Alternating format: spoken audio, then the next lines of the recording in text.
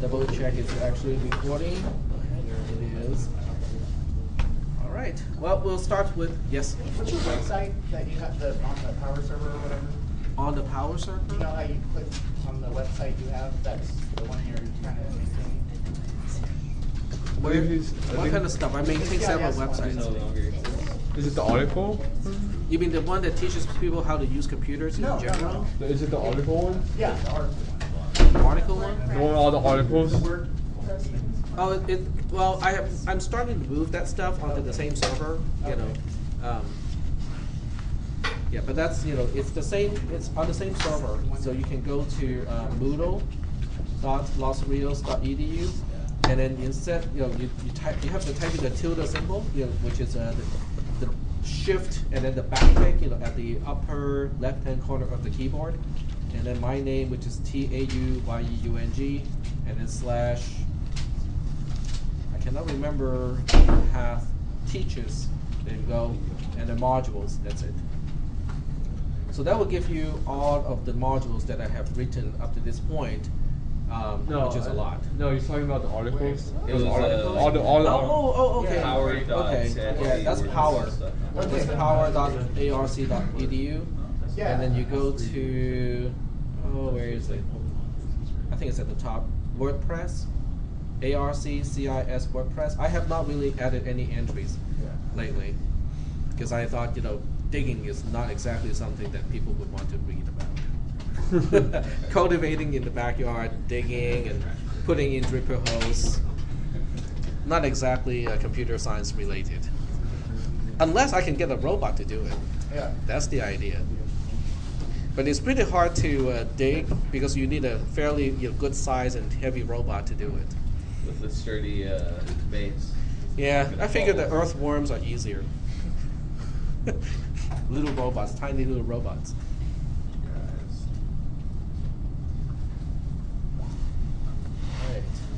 All right, so let's go ahead and get started with the homework assignment, and then we'll move on to local variables in this class. All right. This is our homework assignment.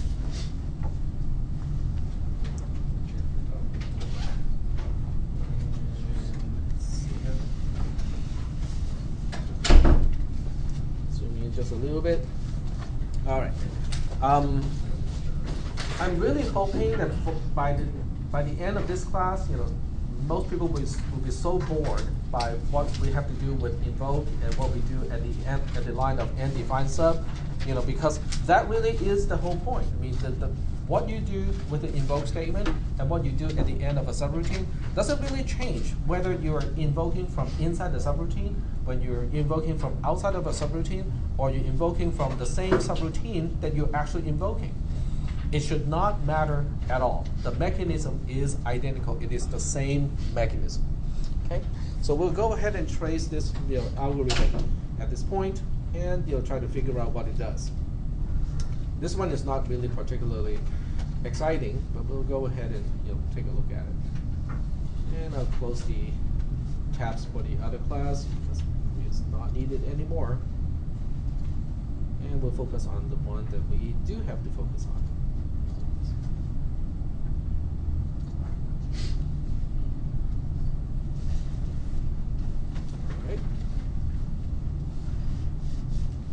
And by the way, the exam 2 is on Thursday. Okay, just want to remind you guys, it is open book, open notes, pretty much the same thing as exam 1. You might want to bring extra pieces of paper for your tracing. If you are planning to trace, bring your own paper. If you think you can follow what the algorithm is supposed to do and answer the questions without tracing, hey, that's fine too. That's the whole purpose of changing the format, is for people who do not need to trace. They can just, okay, I can save time by not tracing, but I still recommend just tracing it to be sure. All right, so here's sheet 2 for the trace for the homework assignment. We need comments because we do have one condition to evaluate on line 2, and we have line number, 2 variables, n and x, and that's it for now. The precondition is we don't need to know anything about n, we don't need to know anything about x, so they should be unknown at this point. The first line that is outside of the definition of any subroutine is line 10, which initializes x to 4. Line 11 initializes n to 3. And then on line 12, we invoke the subroutine sub1. Still correct. Question? Oh, sorry. Okay. So on line 12, we invoke the subroutine.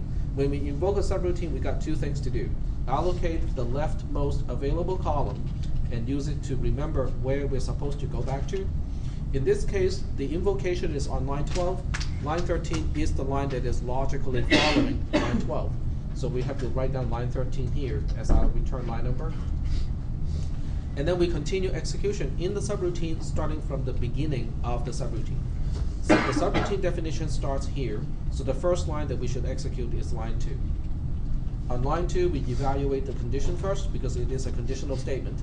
N is greater than 0 is true because n has a value of 3 at this point. So we move on from line 2 to line 3 because we have to go for the then branch of the conditional statement. N is now decremented by 1, so it becomes 2. We get to line 4, it is an invoke statement. Same thing. The fact that we are already in sub1 does not change how we perform the invoke statement. Allocate the leftmost available column, label it return line number, and then write down the line number that is logically following this invoke statement. Fine. The invoke statement is on line 4. The line that is logically following that is line 5. So we write down line 5 here as our return line number. And then we continue execution in the subroutine that we're invoking from the very beginning. Yes? Would we lose points if we didn't do a return line number? To return line? That's fine. If you just say return line, you know, as long as I can tell what that column is used for, that's fine. Yeah. And then we continue execution in the subroutine that we're invoking from the beginning. Guys, no food. Oh, my bad, yeah, sorry. Sure, yeah. That's okay. Plus, it's not chocolate dipped. Then we'll all go outside and have some and come back. If it's dark chocolate dipped, you know, then we'll all go outside and eat some. Salted. As long as you don't eat plenty of them. We'll have a little fondue machine outside and little skewers. Okay, so we have to continue at the beginning of the subroutine. Okay, somebody asked that question from the previous class, but I just want to make it very clear that every time you invoke a subroutine, we start from the beginning of the subroutine that we're invoking. So in this case, we're starting on line 2 again. It looks like it is a loop, but it is really, technically speaking, not a loop. Okay, n is greater than 0 is still true because n has a value of 2, and 2 is greater than 0. So we go to line 3 again. N is now decremented again from 2 to 1. We go to line 4, same thing. Allocate the leftmost available column, label return line number. Write down 5 as the line number that we have to go back to. And then continue execution at the beginning of the entire subroutine on line 2. N is now 1. 1 is greater than 0 is true. We get to line 3. Line 3 is decrementing the value of n down to 0 this time. But we still have to go to line 4. Even though most people would look at this algorithm and realize that, oh, next time, you know, it's going to be different, we still have to execute line 4, which means we have to allocate return line number one last time in column H. Remember that line 5 is where we have to go back to, and then continue execution at the beginning of the subroutine. Now at this point, you know, I'm going to split the screen just so that we can see different portions of the screen at the same time. So now that we are continuing execution on line 2, n is greater than 0 is this time false. Because n has a value of 0 at this point, 0 is greater than 0 is false. So we don't go for line 3 anymore, we go for line 7, which is the else branch. When we're on line 7, we change x to 0. And then we get out of the conditional statement, we get to line 9. Line 9 is the end of a subroutine. It has two things to do. Look up the rightmost active return line number. At this point, it is column H. Column H tells me to continue on line 5. So I will first make a note that we have to continue execution on line 5 first, and then we'll go ahead and deallocate the column that we have just made use of. So now we have no use of that column anymore. Column H is now deallocated. we continue execution on line 5, which is adding 2 to x. X is now 0. 0 plus 2 is 2. And then we are done with the then branch. We get out of the entire conditional statement. We get to line 9. Line 9 has got 2 things to do. Look up the rightmost active return line number. It is now column G. Column G tells us to continue execution on line 5. And that's okay. That's what we'll do, is to continue execution on line 5. But before we do that, we have to deallocate the column at the end of the subroutine. Now we're on line 5. We're adding 2 to x. X is 2 already, so we'll increment it to 4. And then we get out of the conditional statement onto line 9. Line 9 is going to do exactly the same thing. Look up the rightmost active return line number, which is column F. Column F tells me to continue execution on line 5. Make a note of that first. And then we have no use of column F anymore. Indicate that is the case. Oh, sorry. Control Z here. And now we continue execution on line 5. Line 5 is going to add 2 to x, so x goes from 4 to 6 this time. And then we get out of the conditional statement on line 9. We do the same thing. Look up the rightmost active return line number, which is column E. Column E tells me to continue execution on line 13. Make a note of that. And then we deallocate column E at this point, and then continue on to line 13. Are there any questions at this point? No questions?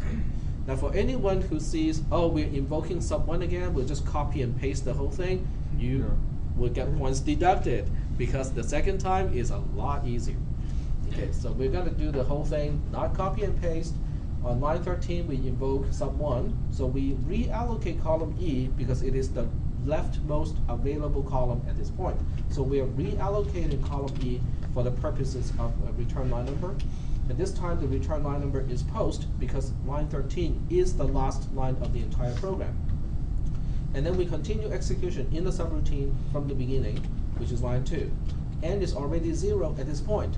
0 is greater than 0 is false. So now we go to line 7, change x all the way back to 0 again, reset x, and get to line 9. Line 9 has got 2 things to do. Look up the rightmost active return line number, which is column E. It tells us to continue execution at post. Make a note of that. And then the second thing it has to do is to deallocate the column that we just made use of. Now we continue execution at post, which means we're done. So that's the entire trace of this particular pseudocode. Are there any questions about this trace? No questions? Okay. Any general questions about subroutines? How to invoke a subroutine and what to do at the end of a subroutine? No questions about that either? All right. So if there are no questions, what I'm going to do is to move on to local variables. Flow sheet. Flow sheet. All right. There you go. All right. So let me point out where we are at this point, just so that you guys have an idea of where to find the notes and what to read before coming to class. This is where we are. We are in topic 7. These links are kind of dated already, so we want to start with the updated subroutine notes, which is this is the updated one. And we are pretty much done with section 3, which is just invoking a subroutine and getting back from a subroutine. We're now starting on section 4, which talks about local variables. Are there any questions about where to find the notes, for this part of the class? Okay. All right. So if there are no questions, we'll go ahead and move on and talk about local variables. The first thing we'll do is to use a particular sample program to illustrate what happens when we do not have local variables. Okay.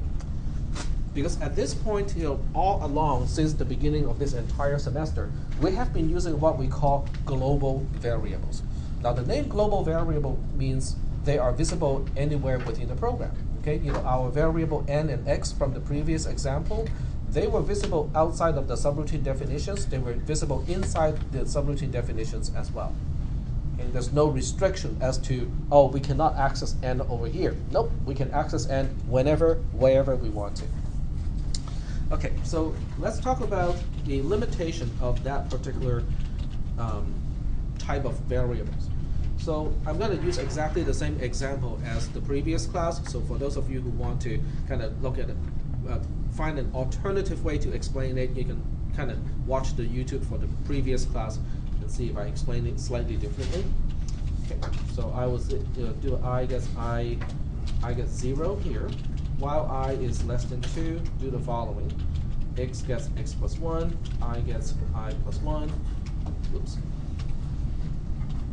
That's I plus 1, and while, and define sub.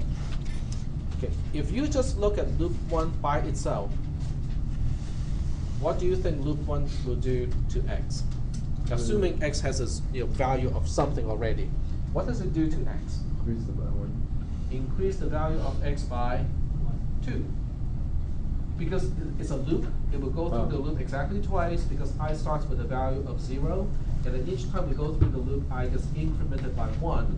So it will go through the loop twice before it exits the loop, which means we're just adding 2 to x. But we don't know what x is beforehand. Right, whatever x is, it will just add 2 to it.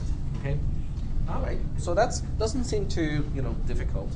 So we'll define another subroutine called loop 2, and loop 2 has almost exactly the same thing. I get 0, while I is less than 2, do the following. But inside, instead of changing x ourselves, or inside loop 2, I'm just going to invoke loop 1. Okay, and then I add 1 to I, and while, and define sub.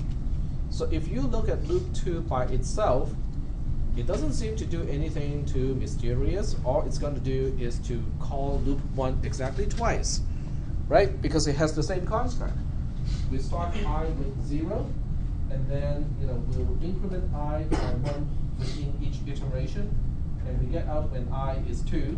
So it looks like it has the same logic as loop 1, which means it's going to invoke loop 1 exactly twice. But since loop 1 is going to add 2 to x each time you invoke it, so that means loop 2 should add 4 to whatever x has originally. Okay, that seems to make sense.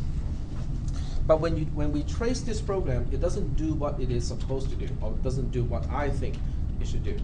So we'll go ahead and trace this program and find out why it is not working, and then we'll see what type of options do we have to fix this problem. So we know ahead of time because I'm telling you that this program has a problem. So the question is, what is the problem and what is causing that problem and how to fix that problem? We need comments because we do have 2 conditions, one on line 3 and the other one on line 10 to evaluate. And then we have x and I as our variables, global variables. Neither one needs to be initialized to begin with because they will be, no, they don't need to be initialized because they will be initialized later on in the program. The first line that is outside, oops, sorry, I didn't see it. Is this going to be on the test? No. Variables? Okay. No, variables in general, yes, but not local variables. Okay. So what I will introduce in today's lecture will not be on Thursday's exam. And then is there the pre-post? Pre and post will not be in this exam, but it will be in the final exam. But all of the other stuff, conditional statements, while loops, repeat loops, mod operator, the bar a bar, all the array operations, those will be in the they will be in exam 2. Okay, thank you. All right. So now we start on line 15 because it is the first line outside of the definition of a subroutine. X gets initialized to 0. We get to line 16. We invoke loop 2. Allocate the leftmost available column. Indicate post is our return line number because it is the last line of the program. And then continue execution in the subroutine starting on the first line, which is on line 9. I gets initialized to 0. On line 10, we evaluate the condition. I is less than 2 is true because I is 0 at this point. So we get into line 11. Line 11 is invoke loop 1, allocate the leftmost available column. And remember that line 12 is where we have to go back to because the invoke is on line 11 itself. And then we start from the beginning of the subroutine that we're invoking on line 2. I gets a value of 0. So at this point, I think some people are starting to understand what the problem is, because we initialized I already on line 9, which is row 6 of the trace. Now we are on row 10 of the trace, which is line 2 in the program, and we are reinitializing I to 0, and they are the same column. Okay, so some people might feel that, okay, something is fishy here, because how come we are reinitializing the same column? That column should be initialized already. But let's just track it down and find out exactly what this program is going to do. Okay, I is less than 2 is true because I is still 0. Because even though we are reinitializing I with the same value, that should still raise a red flag, because we are using this column for something already. How come we are reusing this column for something else when the other thing was not completely done? Okay, so when on line 4 we are adding 1 to x, x goes from 0 to 1, and then on line 5 we add 1 to I goes from 0 to 1. We go back to line 3, I is less than 2 is true because 1 is less than 2. We go to line 4 again, we add 1 to x, x goes from 1 to 2 as expected. On line 5 we add 1 to I goes from 1 to 2 as expected as well. So nothing seems to be wrong at this point. I is now 2, 2 is less than 2 is false. We get out of the loop. Then we get to line 7. Line 7 has got 2 things to do. It is the end of a subroutine. We look up the rightmost active return line number, which is column F. Column F tells us to continue execution on line 12. That's fine. And then we have no use of column F anymore, then we just go ahead and deallocate it. So, and we continue execution on line 12. But this time, when we're back to line 12, you can see that line 12 is just it wants to add 1 to I, but I is 2 already. Okay, I is column D, it is 2 already. So on line 12, when we add 1 to I, it becomes 3. And then when we get back to the beginning of this loop, which is on line 10, I is 3, 3 is less than 2 is false, and we get out of the loop instead of going for a second iteration inside subroutine loop 2. But since the condition is false on line 10, we have no choice but to get out of the loop, and we end up on line 14. Line 14 is the end of the subroutine. It looks up the rightmost active return line number, which is column E. Column E tells me to continue execution at post.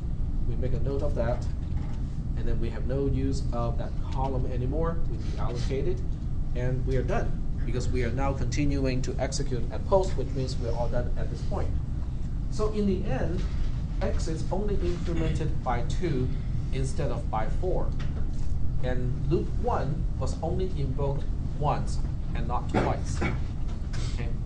Can anyone kind of summarize what the problem was? How come this program did not do what I said it would do? When you look at loop 1 by itself, it should do whatever is in the loop twice. When you look at loop 2 by itself, it should also do whatever is between line 11 and line 12 exactly twice. So how come it didn't do it? Because you used the same I in both. Because I is already changed by loop 1. So when loop 1 gets back onto line 12 inside loop 2, it's already altered. It's already 2 by the time we come back. And then we add 1 more to it, it becomes 3. So when we get back onto line 10, it's no longer less than 2, and we get out of the loop. So what would be the obvious fix to this problem if I want loop 2 to perform exactly 2 iterations? Use different. Change it. Can you put line 11 right above line 9? Say again? Can you put line 11 right before line 9? Put line 11. Not to do what he's trying That won't to do it because it's not even a part of the loop. Go ahead. Either use a different variable, Okay. or you could maybe use an array, but Okay, so one idea is to change the variable name. So instead of using variable I in loop 2, we can use variable j.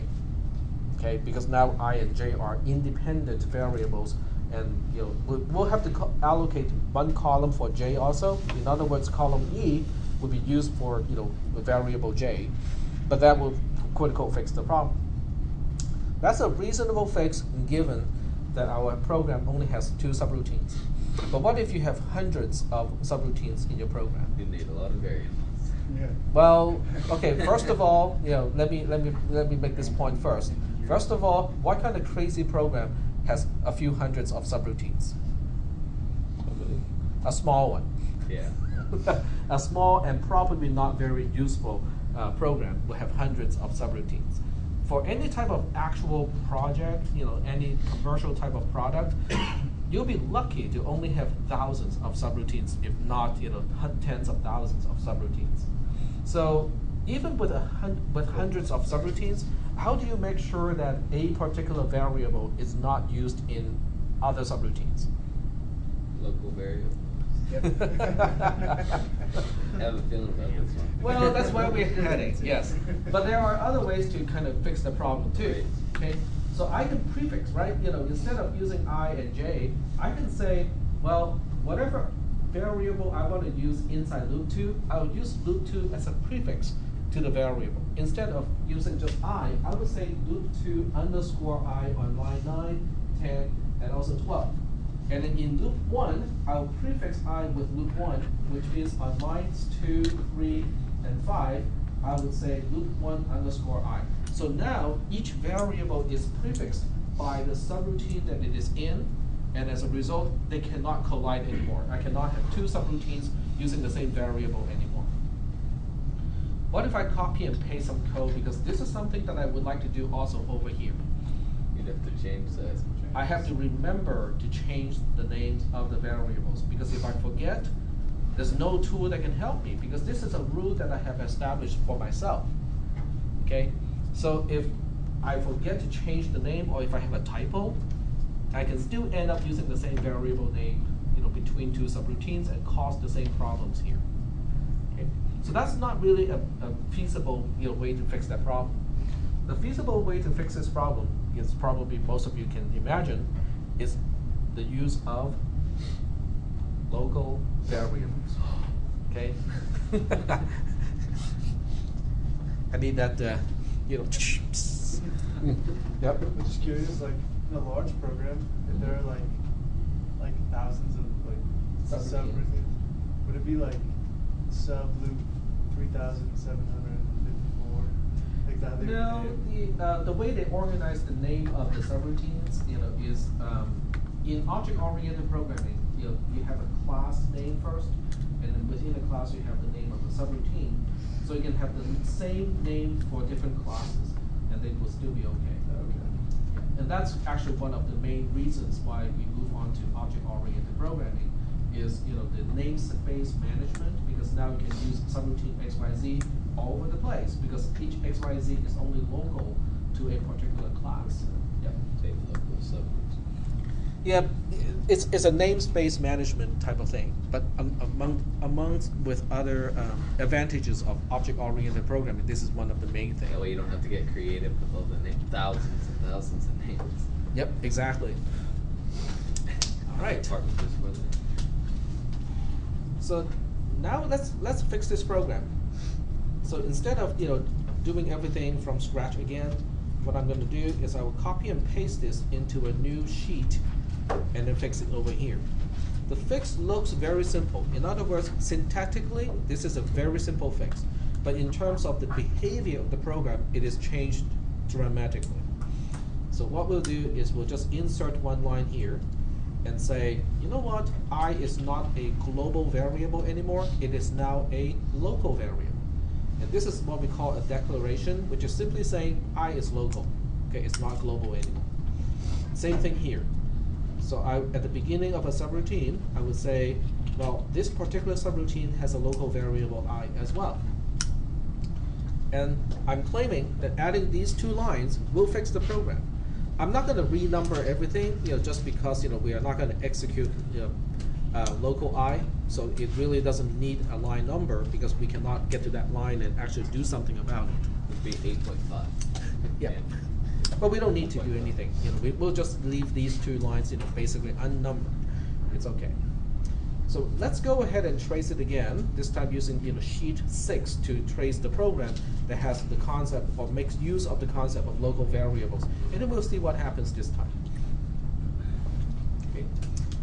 And the trace of this is kind of interesting because it is combining two things that we already understand. Okay. And let's go ahead and trace it. And I'm hoping that some of you will realize, oh, so this is about the same thing, but it's applied to a different type of concept. We're combining two different concepts in this case. We still need comments, just because we have conditions to evaluate. We have line number, but this time we only have one variable x using a particular column from the beginning of the execution of the program. What about I? We have two i's here. We have local variable I in loop 1, we have local variable I in loop 2. So how come they're not using any columns?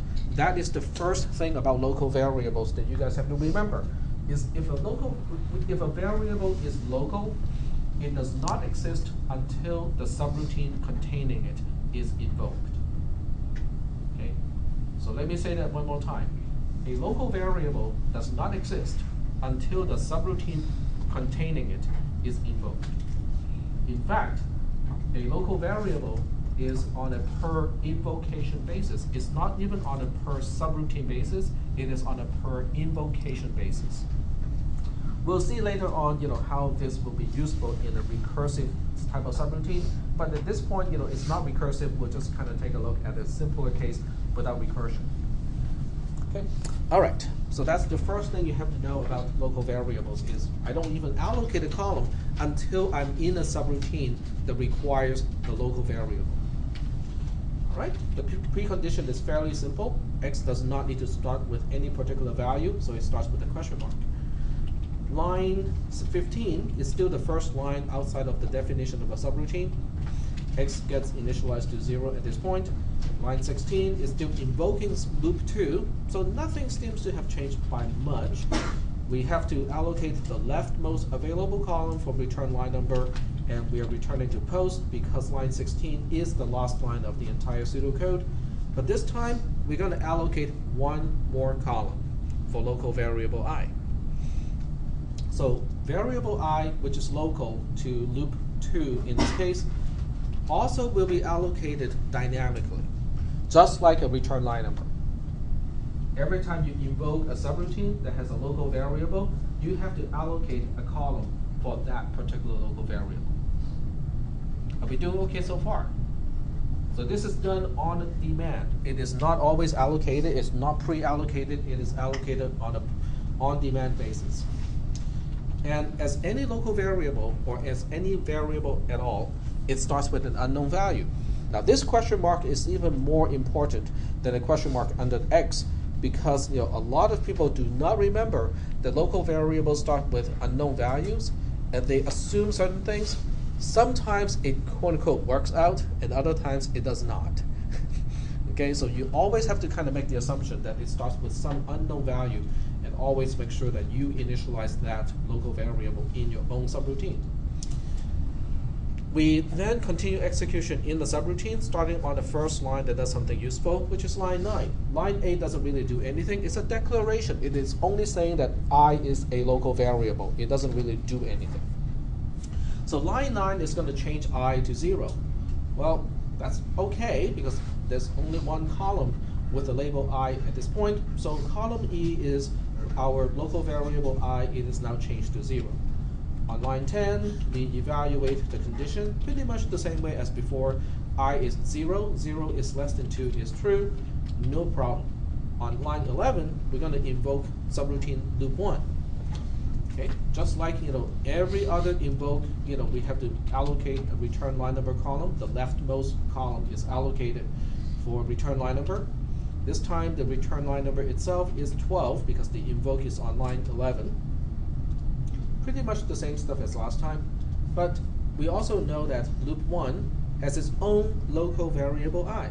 So now we have to remember to allocate also for local variable I column G for loop 1 as a subroutine. As I said before, you have to allocate local variables on a per invocation basis.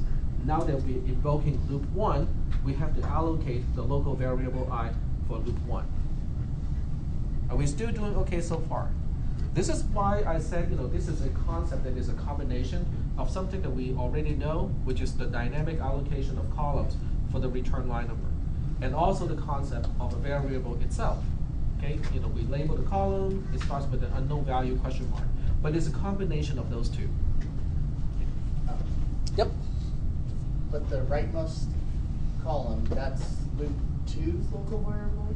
Or The column G, one's the local column F variable? and column G are the columns that we allocated for the invocation of loop 1. Mhm. And now we are about to continue execution in loop 1. Okay. Yep. So it'll always say like local I, like right after it's the definition Right. of sub. In this class, it's always like that, but in CISP360, you can allocate or define local variables just about everywhere you want. But it doesn't change the fact that each one has its own column, and it is still allocated on a per invocation basis. All right. So now that we are continuing execution in the subroutine that we are invoking, we are now continuing on line 2. Line 2 is changing I to 0, but which I should I be using? The column in column G. Column G, that's right. Because column D and column E are from the previous invocation, where it's an active invocation, but we are no longer in that invocation. We are now in the invocation of loop 1, so that's why column G is the one that we are referring to. This is the column that we are changing to 0.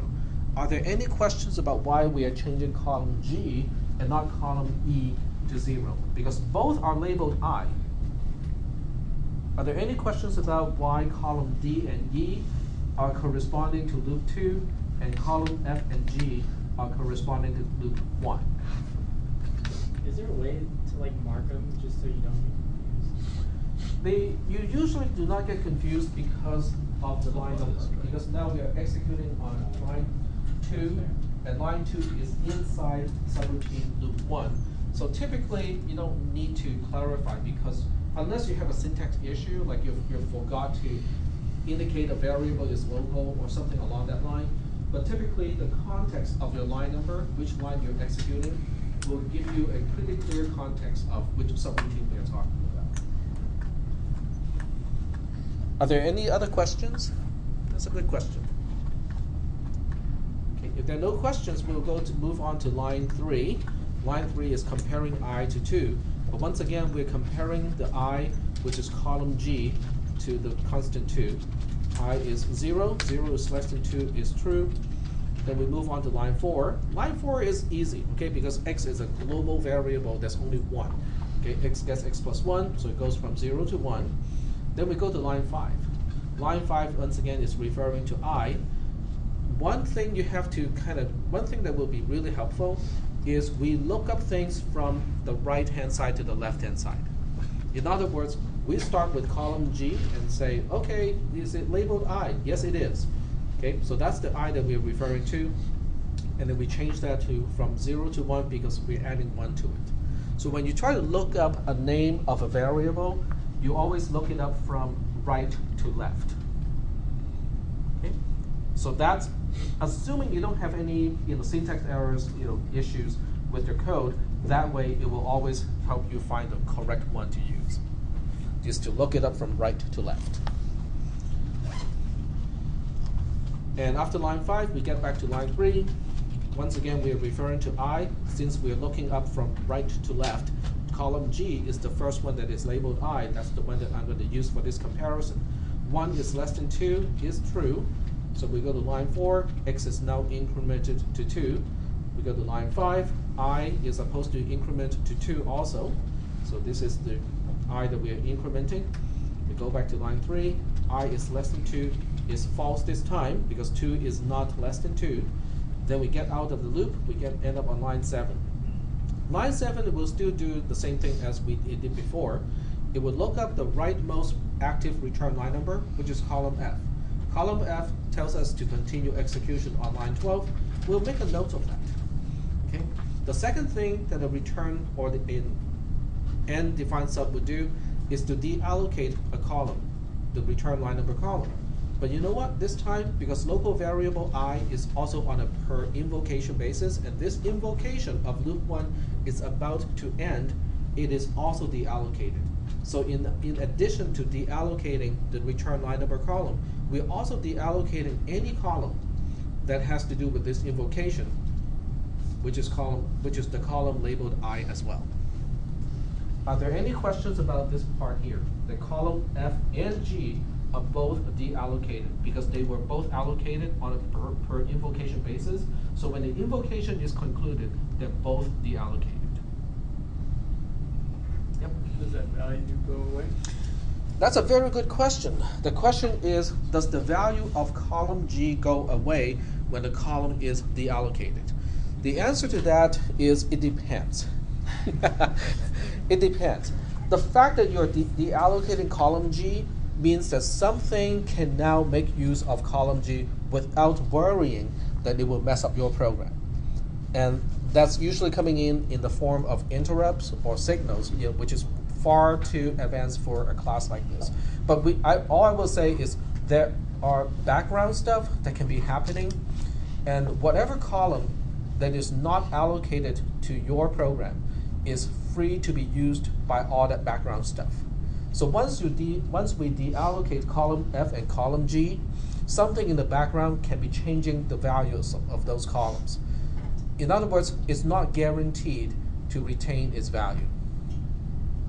I think that's the best way to put it, is it's not guaranteed, even though in most cases, using a protected mode operating system, it preserves the value. But do not count on it. Yep. Wait, so if you had another subroutine that used that, localized that, would it just pick up right there with that value? No, right. Oh. That's exactly what his point was. But I like it because it's phrased differently. We will be reallocating column F and column G, but we cannot count on column F still remembering return line number 12, and we cannot count on column G having a value of 2. Even though it seems like it should still retain a value of 2, it is not guaranteed, because as soon as you deallocate a column, you are basically making that column available to other things other than your program, and they may make use of those columns that you have deallocated. Things that is still allocated is guaranteed to be yours, so unless you make some changes, they're guaranteed not to change.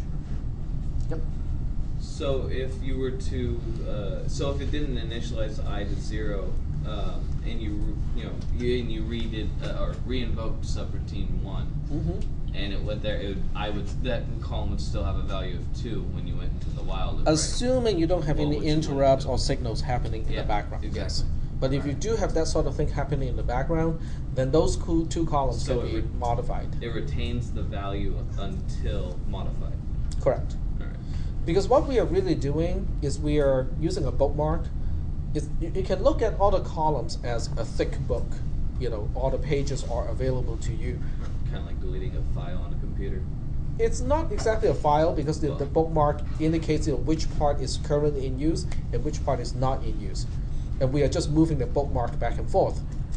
I was meaning because when you delete a file on a computer, it just says you can override this with other stuff. It's still there, but you can override it. Correct. When you mark a file as deleted, depending on which operating system and whether you do it in the GUI or doing it on the command line, if you do it in the GUI, it is just moving into the trash can, and that really doesn't do anything except for marking the file as not in the original folder anymore, and now it's in the trash can folder.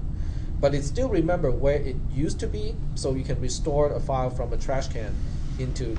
Is that the case? I mean, can you restore a file to its original place? Yeah. I mean, occasionally, depending on the file, it might not be exactly how it was when you deleted it. And But even when you fully delete it, you can still recover.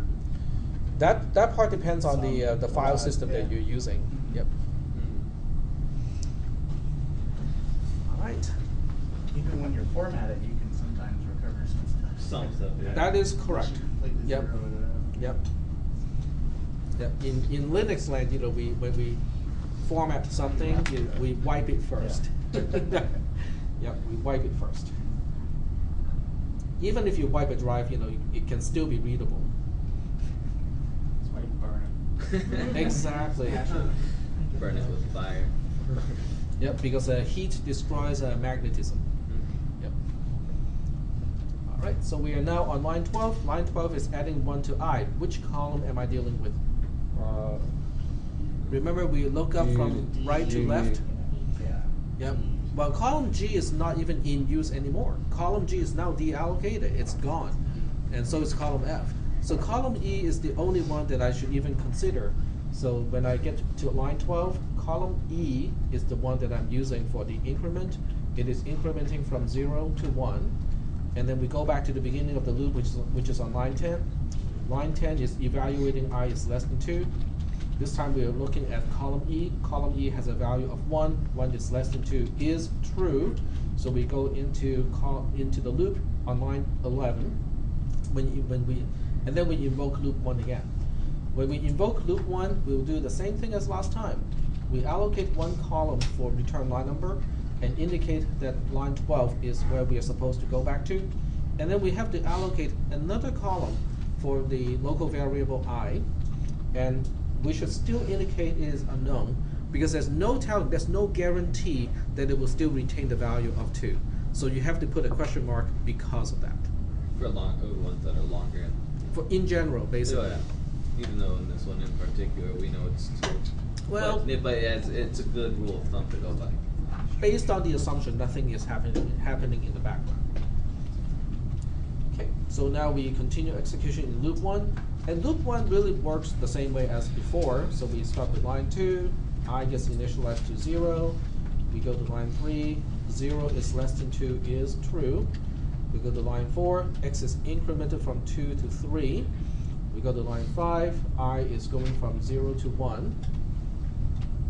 And then we go to line 3 again, I, which is 1 at this point, because we are referring to column G. 1 is less than 2 is true. We go to line 4, x is incremented from 3 to 4. We go to line 5, I is now incremented from 1 to 2. We go back to line 3, I is now 2, 2 is less than 2 is false. We get out of the loop, we get to line 7. We use up the return line number to tell us to continue execution on line 12. And then we have no use of those 2 columns anymore. Indicate that's the case. We are now on line 12. Line 12 is over here. We look up from right to left the first column that is labeled I. But since column F and G are now gone, column E is the only one left. So column E is the one that is incremented from 0 to, from 1 to 2. No. From 1 to 2. And then we go back to line 10. I is now 2. 2 is less than 2 is false. So we can get out of the loop. We end up on line 14. On line 14 is n-defined sub. We look up the rightmost active return line number, which is post. Well, which tells column D is telling us to continue at post. So we make a note of that. And then we have no use of those 2 columns anymore. And then we continue at post. We are done. So that's why, but you can see how we're combining the concepts, right? We're combining the concept of a variable, which has its own column, with the concept of a return line number, which is allocated on a per invocation basis, and after each invocation, it is also deallocated. Are there any questions about this trace? We'll start to see even more stuff like this, stuff that is allocated on a per invocations, and then deallocated after the invocation is done. If there are no questions about this one, we'll take a look at a recursive version, a recursive subroutine that makes use of local variables. Okay. The mechanism does not change. Okay, even though it looks kind of funky, it doesn't change the mechanism. So we'll define sub. We'll use factorial again. Okay, because we had a factorial before that had no local variables, but this time we have local variables. We'll use it. So we'll use local variable m, and we'll have the same code here. If n is greater than 0, we'll do it in one way. So if n is greater than 0, the first thing we'll do is we'll remember the old value of n, so we'll store it into m, and then we'll say n gets n minus 1, invoke factorial. When it comes back, r should store the result of the factorial of this new n, which is n minus 1. So we have to update it by multiplying that to the n that used to be here. So I use m to store that. Okay. Else, the result is 1, and if, and define sub, and then it's time to fix the indentation. And by the way, there won't be any indentation questions for exam 2, simply for the fact that it's really hard to grade. No invoke on Hmm? exam 2. You said no invokes. No indentation. Indentation. Yep, there will be invokes. Yeah, that's difficult. All right, so now we just have to say what is the initial value. So let's say we start with 3, okay, and then we invoke factorial over here, and then we'll trace it.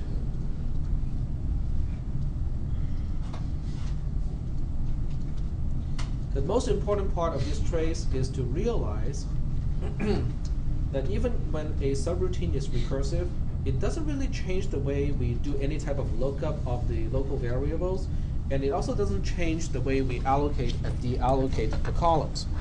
Okay, we do things exactly the same way even when it is recursive. All right, so let's start with comments, because we have one condition on line 3 to evaluate. We have line number, and then we still have 2 global variables. There's really no easy way to get rid of n and r at this point. So we still have n to indicate whose factorial we're trying to find out, and we still have r to indicate the result of factorial. So those 2 we cannot really get rid of easily. We can kind of combine n and r, but I don't want to do it because it would just be it would look more confusing. So the precondition is each one is unknown to begin with. And then we can start with line 12 because that's the first line outside of the definition of a subroutine. N gets initialized to 3. On line 13, we invoke the factorial subroutine. Same thing. We allocate 2 columns in this case, one for return line number, one for m, the local variable. The return line number is easy because this is line 13, the last line of the entire program. So post is where we have to come back to.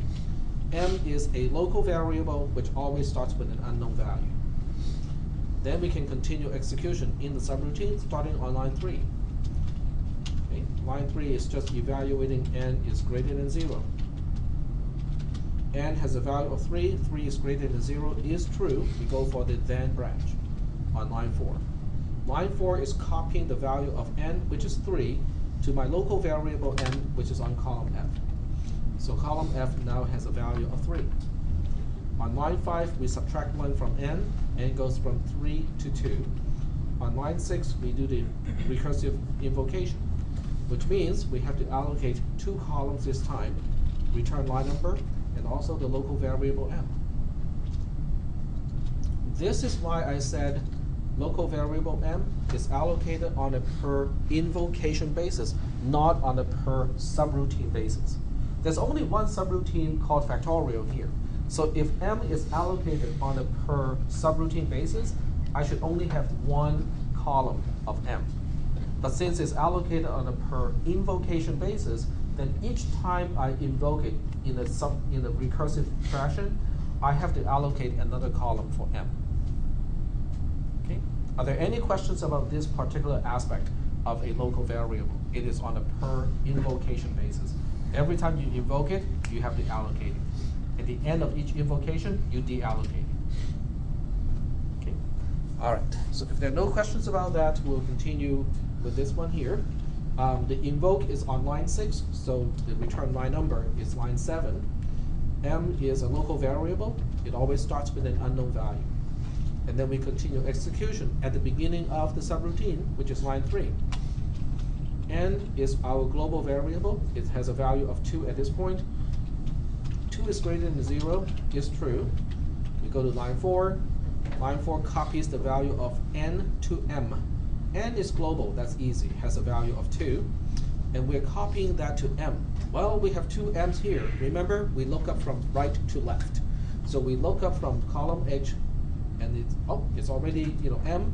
So we copy the value of n over here. Yep. In your previous example, you left out the local I on the number column. Is that because there's two i's, so we didn't when you skipped it, you were one skip local I, two is I? Right. Well, that's just so that you can compare and contrast when you compare the traces of those two, of the first version and the second version, then you can actually see, because the line numbers are the same, but you can see that each I is referring to a different column in the between the two versions. That's the only reason why I left those line numbers blank. But in this case, I just drag it down, and each one has a line number. All right. So after line 4, we get to line 5. Line 5 is subtracting 1 from n. N goes from 2 to 1, and then on line 6 we do the recursive call. So this time we have to split the screen like this, because we have to allocate 1 for return line number and 1 for m, and then we'll resize those two. On line 6, the return line number should be line 7, because that's the line that is logically following line 6. M is a local variable, always starts with an unknown value. And then we move on to the beginning of the subroutine that we're invoking. And that starts with line 3 again. N is now 1, 1 is greater than 0, is still true. You can see that this one is kind of boring after a while. On line 4, we copy m to n. Excuse me, the other way around, we copy the value of n to m. N now has a value of 1. We copy that to m. We look up from right to left. So column J is the first one that is labeled m. We'll copy it over here. So m will now have a value of 1. And now we have to split the screen also using this mechanism.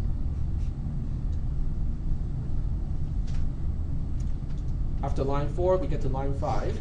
Line 5 wants to decrement 1 from n. N goes from 1 down to 0.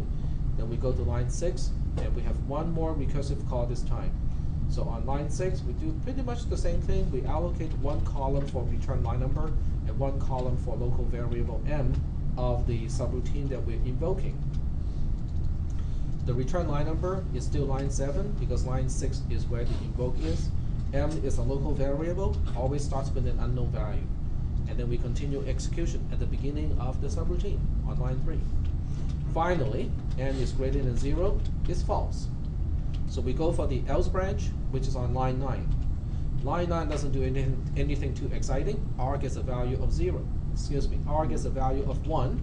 R is a global variable, so it's always in column D. Now it has a value of 1.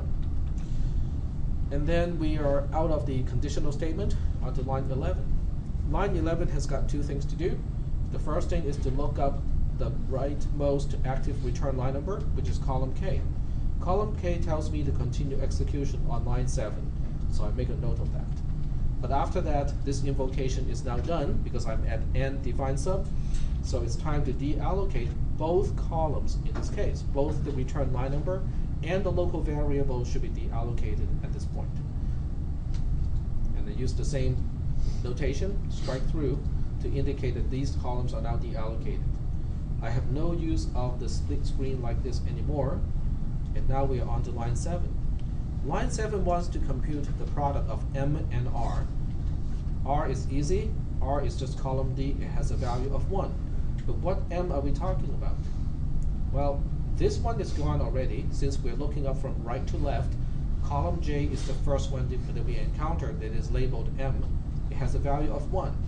1 times 1 is just 1. We store that 1 back into R, which is column D. Now we are done with line 7. We get to line 11, and define sub. Same thing. Look up the rightmost active return line number.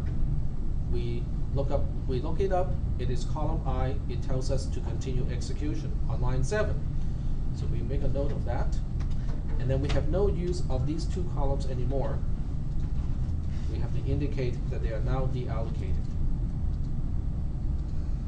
Now we are on to line 7 again. Line 7, once again, is to compute the product of R and M. R is easy, it's a global variable, it is just column D, has a value of 1. What about M? M is a local variable, we have to look it up from right to left. From right to left, it is now column H because column I and J and the other columns are now deallocated. So column H is the first one that is labeled M. It has a value of 2. 2 times 1 is 2. We use that to update R, so R is now updated to a value of 2. We get to line 11, same thing. Look up the rightmost active return line number.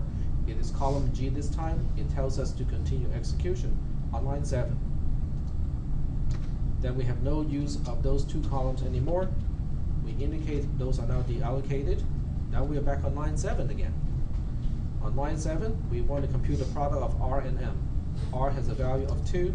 What about M? Yep. Could you go back to line 24 of the trace? Row 24? Yeah. Yep. When did you multiply? You multiplied R by. Okay, M? let's take a look. Okay, we are back on. Okay, we are rolling back onto row 24 of the trace.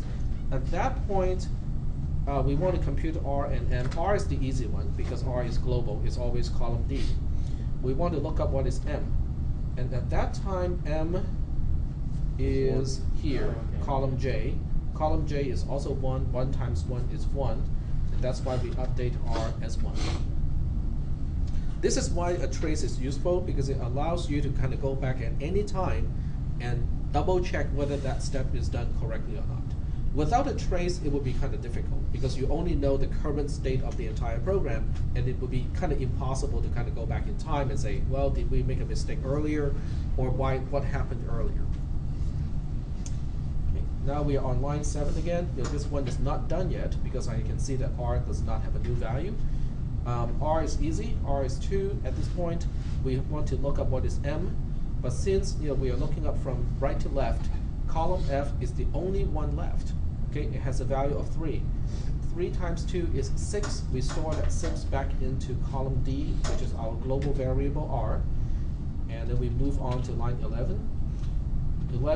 Line 11 is n defined sub. We want to look up the rightmost active return line number, which is column E at this point. It tells us to continue execution at post. Make a note of that. And then we deallocate the columns that we allocated for this invocation, which is column E and column F. Now we continue on post, which means we are done. Was that boring? Yes. It is a good thing to be boring because it means that you guys are getting the concept, getting the idea. Are there any other questions about local variables? No questions? All right. What's the difference between that one and the last one we did? The last one that we did not make use of local variables. So Right. that one keeps track of stuff by adding 1 back to n so that we can restore the old value of n before we compute the result R. This one does not need to do that because I'm just remembering my n is supposed to be this, and I just make use of m in the product. All right. So are there any other questions about local variables? They're really useful.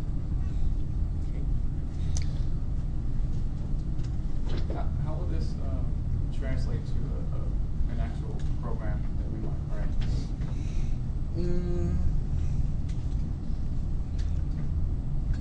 The concept of a local variable is present in all practical programming languages. Well, that's kind of what I mean. I guess I phrased that wrong. How would we? What would be an example of how we would use this in a program? What would be its purpose or function?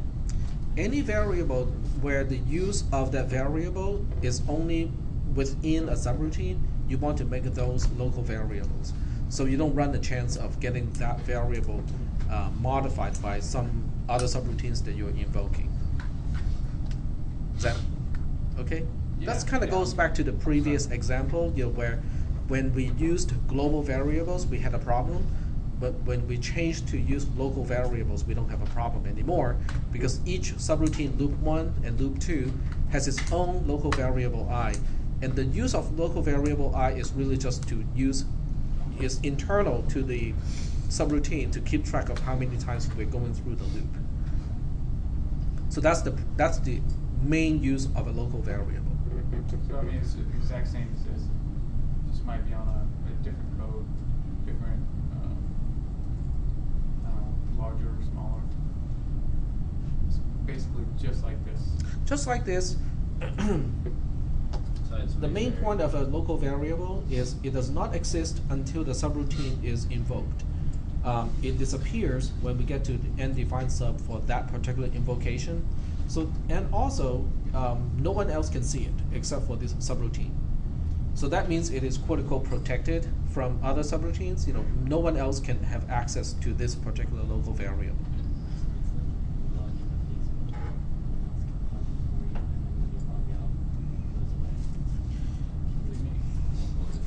If you look at an office, if you look at a subroutine as an office, before we had global variables. A global variable means the entire building has one stack of post-its. So if you want to use post-it, you have to go get post-it from that one stack. But when you have local variables, it means you have your own stack of post-its inside the office. Nobody else can touch that. But it's magical because until you walk into the office, that stack of post-it does not really exist. Does not exist. As you walk out, that post-it need to allocate this buffer. deallocated. Post-its. Yeah. I was kind of confused with so a local variable only exists for that subroutine when it's invoked that time. Yeah. It's on a per invocation basis, yes. Okay, so if you invoked it earlier, that has nothing to do with invoking it later on in a different line. Okay, if you invoke it earlier, the question is so when you said that implied that you're invoking the subroutine more than once, right? So now the question is, when you're invoking it the second time, were you done with the first invocation or not? Okay. Because if you were done with the first invocation, the end of the first invocation would have deallocated the storage for that local variable. And so you might be reallocating the same space from your first invocation. On the other hand, if it is recursive like this one, that means when you invoke it the second time, the first invocation is not done yet. So in that case, whatever you have for the first invocation is still there, except you're allocating additional columns for the second invocation. That makes sense. Okay, but that's really the important part of local variables. It is on a per invocation basis. If you have multiple invocations that are still active or still in place, you have basically multiple columns for the same local variable. Okay. Any other questions? If there are no other questions, that means we are ready to move on to by-value parameters. So it seems like we are moving kind of fast because we are moving from section 4 to section 5. But the thing about by-value parameters is it's also basically the same thing that it resembles a lot of stuff that we have seen already, with one little twist. Okay, so we'll take a look at a very simple by-value parameter example and see how it relates to stuff that we already understand. So we'll say define sub. I'll just call this ABC. Okay, instead of a local variable n, now this time I have a by-value n, and I just abbreviated by-val so I don't spell out by-value. And the only thing it does is to say x gets the value of n.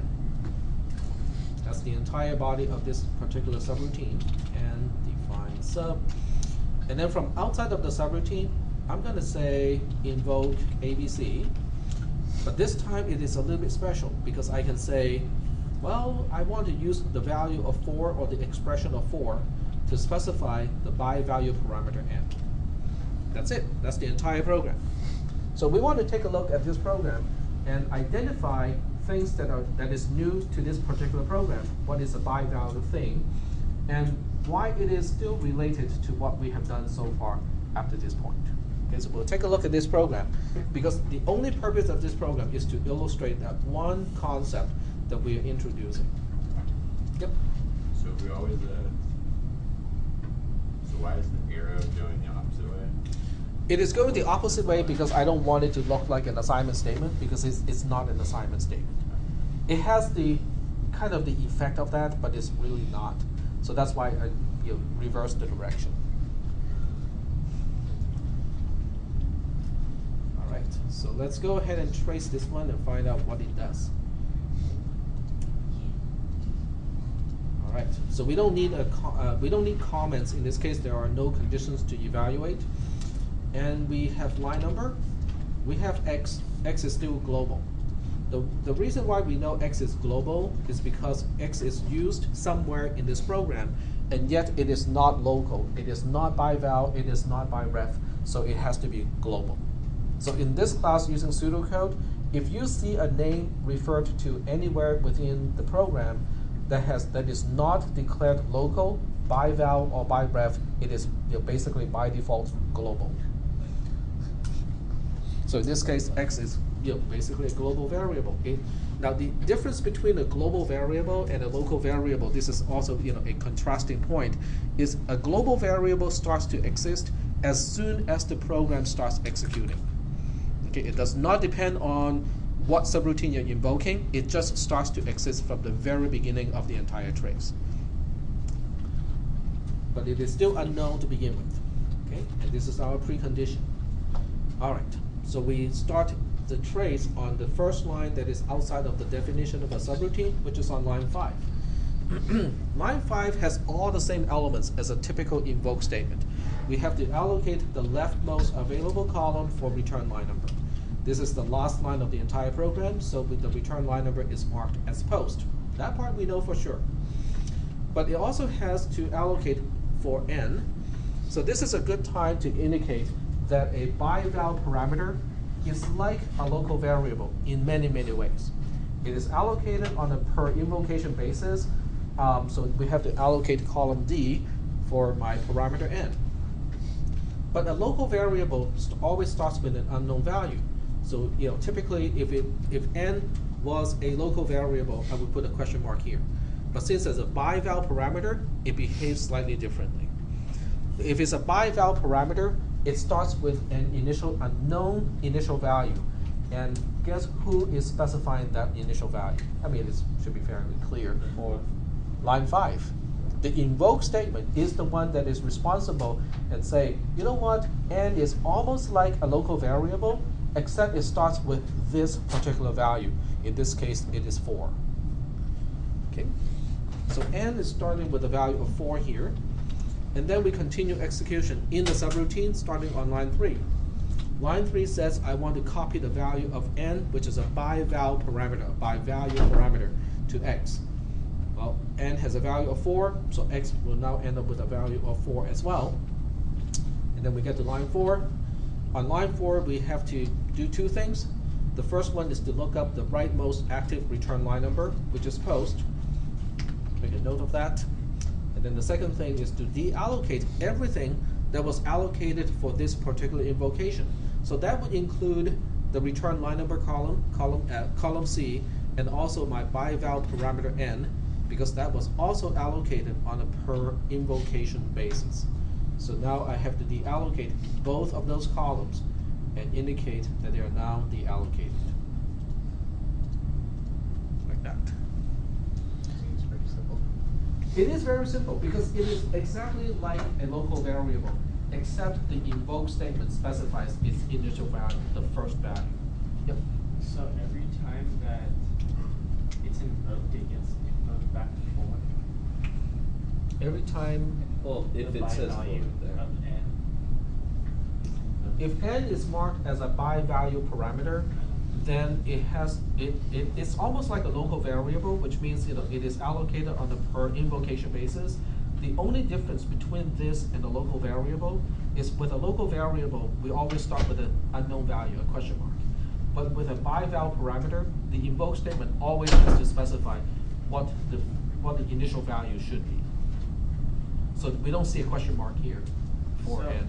So if there was a line between 3 and 4 that said invoke ABC again, Then it would have a new column allocated for that. But in the invoke statement, you have to specify what goes into the n. Okay? I can give you guys a brain teaser to change the factorial yet one more time, and this time make use of parameters. Okay. So define sub factorial. And this time we have a by-val parameter n. So we can say if n is greater than 0, then we want to invoke factorial again. And then you have to figure out what to do with this one, okay? Because it looks kind of funky. N minus 1 goes to n. R gets R times n. Else R gets 1. And define sub invoke factorial. Let's say 3 goes to n.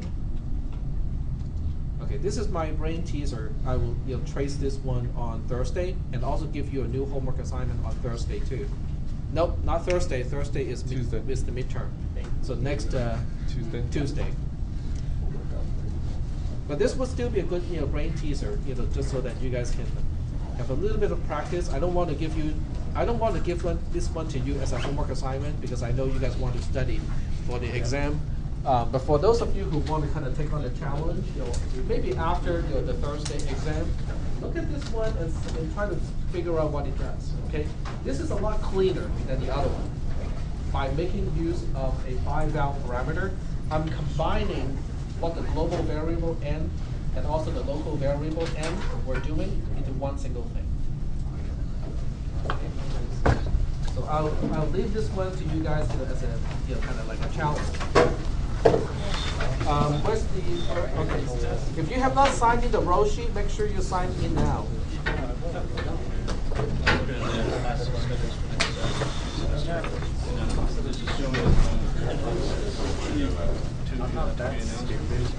Yeah, TBA means that we're working at that Friday before it's partially on an actual board. I was like, sure. Is there like, no like time restraints to it? In a case like this. Correct. So unless I was looking at this, is lab required on this one? yeah, that is required. Because typically what I would do, I prefer to spend most of the time with lecture than lab. So I would basically convert the lab time into lecture time. And then there's lab. It was one of the ones without the top. Okay, great, because like that's the time I saw, and that works with my schedule perfectly for the rest of the classes I'm trying to line up. That's good. I was worried that like the class actual lecture would have. Okay. All right, thank you. Excellent. You're Was that welcome. the 360 class? Yeah. Yep. So there's an exam coming up Thursday?